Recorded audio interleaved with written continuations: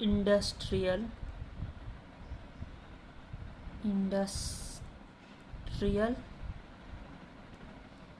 Revolution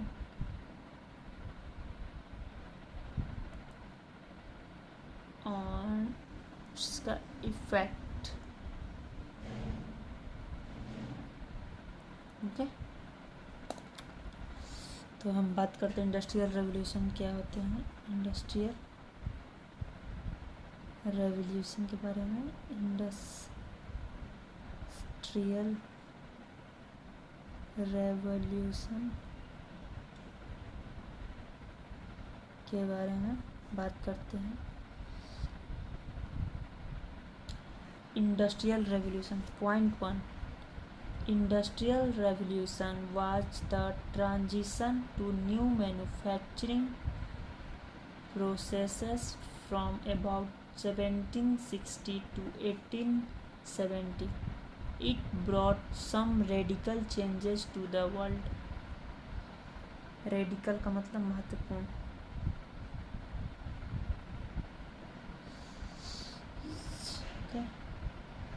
इसका मतलब कि इंडस्ट्रियल रेवोल्यूशन वो था जो कुछ मैन्युफैक्चर करता था, कोई भी चीज़ का प्रोसेस मैन्युफैक्चर से रिलेटेड कोई भी प्रोसेस 1760 से लेके 1870 तक के बीच का था, जो थोड़ा बहुत मैन्युफैक्चर करता था। ठीक है। Second point, the transitions included going from hand production method to machines, new chemical manufacturing and iron production, the increasing use of steam power, the development of machine tools and the rise of the factory system. इसका मतलब जो point 1 में हम बात किए उसमें transition word था। Transition में का मतलब हो जाएगा कि हैंड प्रोडक्ट से हम मशीन की तरफ मूव कर गए, न्यू केमिकल मैन्युफैक्चरिंग प्रोडक्ट आ गया, आयरन का प्रोडक्शन हुआ, स्टीम पावर का इंक्रीज हुआ, मशीन टूल का डेवलपमेंट हुआ और फैक्ट्री सिस्टम बढ़ा। Point third, it began in England. जो इंडस्ट्रियल रेवोल्यूशन है वो इंग्लैंड में स्टार्ट हुआ and later spread to France, Germany, Netherland, Austro Hungary and other nations empire. Okay, the industrial revolution is continuing till this days in many ways. ठीक है, यहाँ तक तो क्लियर है। अब हम बात करते हैं कौन कौन से फैक्टर हैं जो रिस्पॉन्सिबल हैं इंडस्ट्रियलाइजेशन इन ब्रिटेन। ब्रिटेन में इंडस्ट्रियलाइजेशन के तो पहला है जियोग्राफिकल कंडीशन ऑफ इंग्लैंड।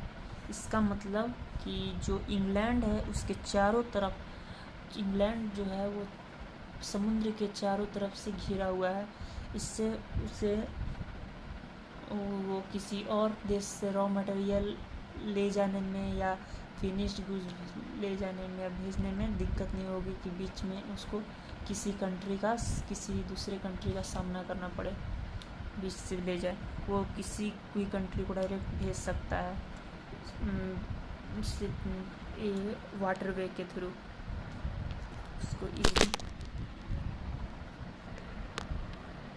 उसको ईज़िली पहुंच जाएगा गुड्स। ठीक है, समझ में आ गया ना। देखते हैं एक सेकेंड।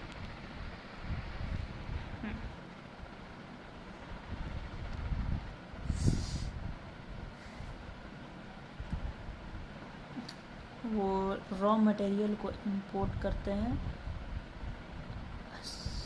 हाँ, रॉ मटेरियल को अदर कंट्री से इंपोर्ट करते थे और एक्सपोर्ट करते थे वो अदर कंट्री को अपना फिनिश्ड गुड।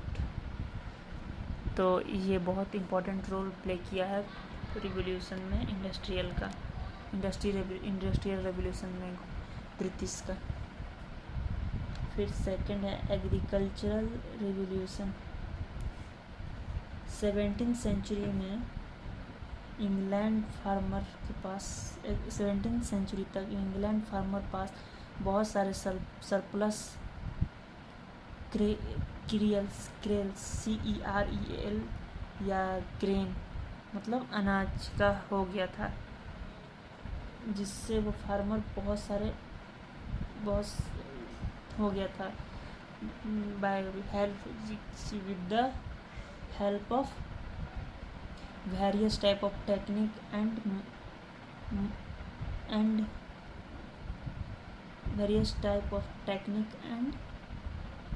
मैकेनिकल इंस्ट्रूमेंट, मतलब बहुत सारे टेक्निक लगाकर बहुत सारे मशीन बनाकर या मैकेनिकल इंस्ट्रूमेंट से वो अनाज का सरप्लस कर पा रहे थे। इससे उनके पास बहुत टाइम बचता था, इसमें वो और भी काम स्टार्ट कर दिए, जैसे सिलाई करना और फिर सिलाई कर उन्हें बेचना किसी अदर कंट्री में। थर्ड है कॉलोनियल पोजीशन।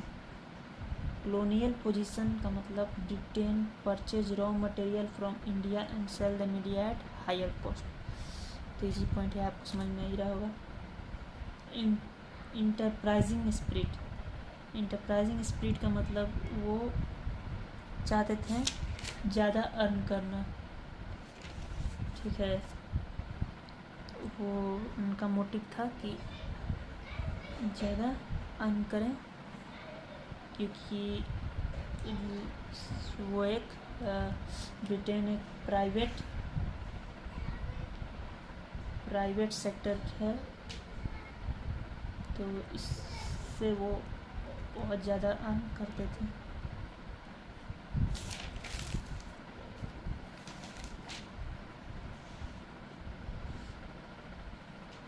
क्या से वो स्टार्ट किए? पहला textile industry, steam engine, James Watt, coal iron, electric telegraph. अब बात करते हैं हम इम्पैक्ट ऑफ इंडस्ट्रियल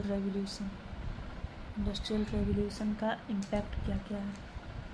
पहले हम इसको हाईलाइट कर देते हैं, उसके बाद हम बात करेंगे इंडस्ट्रियल रेवोल्यूशन का इम्पैक्ट, और पॉजिटिव इम्पैक्ट देखेंगे पहले, उसके बाद नेगेटिव इम्पैक्ट देखेंगे। तो इसका हम दो इम्पैक्ट में बात करेंगे, एक पॉजिटिव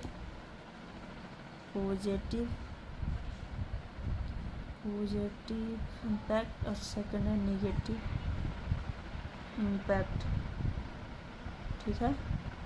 पॉजिटिव इम्पैक्ट में हम बात करते हैं पॉजिटिव इम्पैक्ट फैक्ट्री सिस्टम, मतलब इसका फैक्ट्री सिस्टम का मतलब पॉइंट 1 फैक्ट्री सिस्टम, इसका मतलब ये हो जाएगा कि जितने भी मैन्युफैक्चरर थे वो घर बैठकर गुड्स बनाते थे या कोई भी काम करते थे, इससे उन्हें फ़ायदा हुआ कि वो सीधे एक जगह जाकर कलेक्ट होकर अच्छी तरह से गुड्स बनाए, जो चीज़ में वो स्पेशलाइज्ड हैं वो चीज़ का काम करके गुड्स को अच्छी तरह से और भी मेहनत करके बढ़िया बनाए। सेकंड है standardization of factory work method and processes, ठीक है। स्टैंडर्डाइजेशन मतलब फैक्ट्री का काम को स्टैंडर्ड फॉर्म में करें और प्रोसेस मैसेसिव प्रोडक्शन क्वांटिटीज़, और प्रोसेस करें बड़ा प्रोडक्शन को बड़ा करें, प्रोडक्शन क्वांटिटी का बड़ा करें। Third point means of communication and transportation, इसका मतलब कि हमें इंडस्ट्रियल रेवोल्यूशन से कम्युनिकेशन और ट्रांसपोर्टेशन की सुविधा मिल गई। Fourth point road, bridges, railways, track and canals dash transport plus travel for common man. वो ना ही सिर्फ इसका मतलब हो जाएगा कि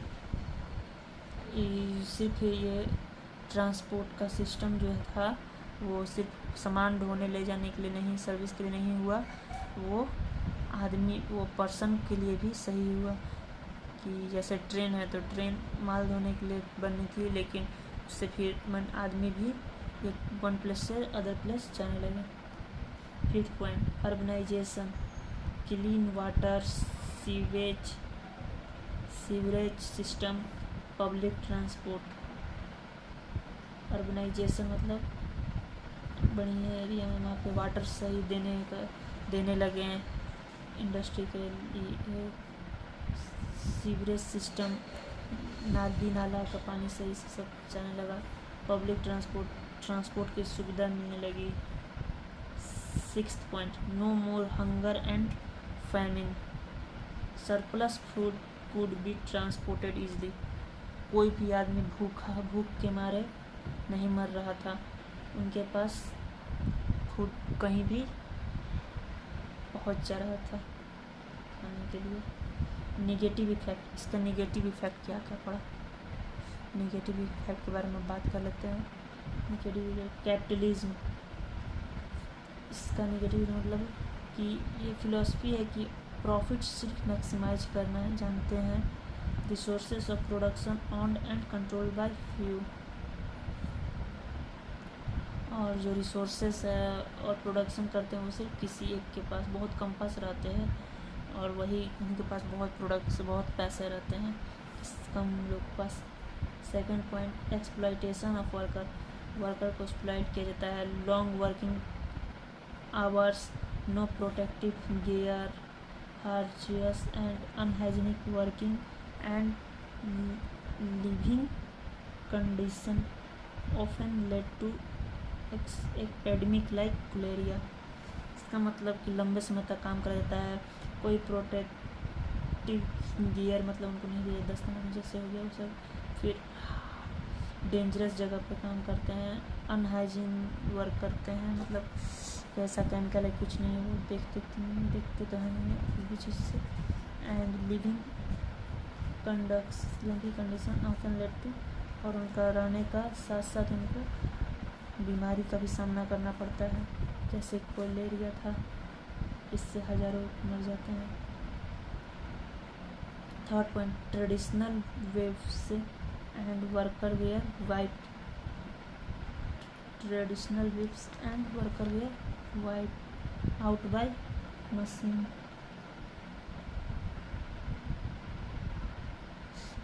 इसका मतलब ये हो जाएगा कि जैसे पहले जब हमारा मशीन नहीं आता तो जो हैंडीक्राफ्ट जो गुड्स बनाते थे वो उनको अपना मेहनत लगाकर कैसा भी गुड्स बन जाता था, लेकिन वो बिकता था सही रेट पर। बट मशीन के आने से गुड्स जो है वो एकदम सेम एक ही जगह बनता है और कॉस्ट भी कम पड़ता है, तो इसलिए जो लोग हैं वो उसके तरफ मूव कर गए, मशीन मेड प्रोडक्ट की तरफ, ना कि उनके तरफ, तो इसलिए उनको दिक्कत हो रहा था वेफर्स को। Child labour flourished because it was cheaper to employ children and also women. इसका मतलब कि चाइल्ड लेबर को काम पे लगा दिया गया, क्योंकि वो कम पैसे में काम करते थे, चाहे या और वुमन और औरत को भी। More demand for colonial expansion.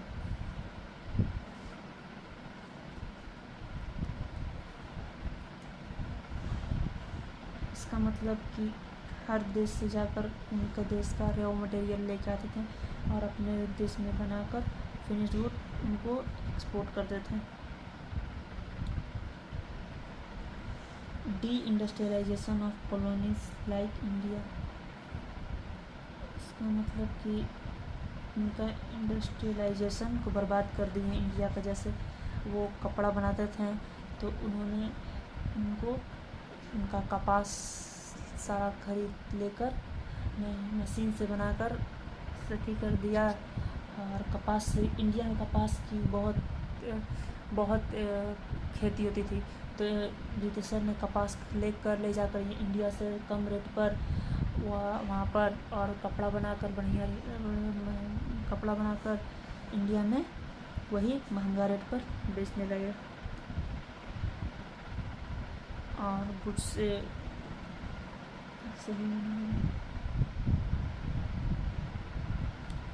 Population increase, growth of slums, low wage. Slums का मतलब गंदी बस्ती वाले। यूरोप का पॉपुलेशन 14 मिलियन था 1750 में, और वो बढ़कर 1914 में 463 हो गया, 463 मिलियन हो गया।